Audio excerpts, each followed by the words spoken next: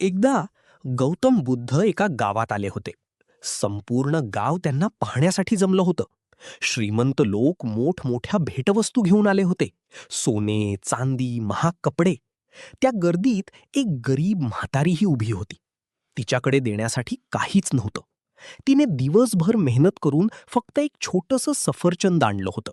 पण तिला वाटत होतं, इतक्या मोठ्या लोकांसमोर मी हे छोटंसं फळ कसं देऊ. ती मागेच उभी राहिली. बुद्धांनी तिला पाहिलं आणि प्रेमाने जवळ बोलावलं.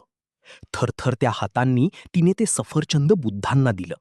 बुद्धांनी लगेच दोन्ही हातांनी ते स्वीकारलं आणि हसून म्हणाले, ही आजची सर्वात मौल्यवान भेट आहे. हे ऐकून श्रीमंत लोक आश्चर्यचकित झाले. त्यांनी विचारलं, भगवान, आम्ही इतक्या महाग वस्तू दिल्या आणि तुम्ही या छोट्या फळाला सर्वात मोठी भेट म्हणता.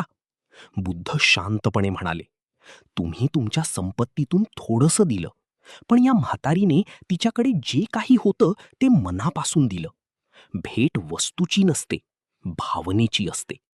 हे ऐकताच सगळे शांत झाले.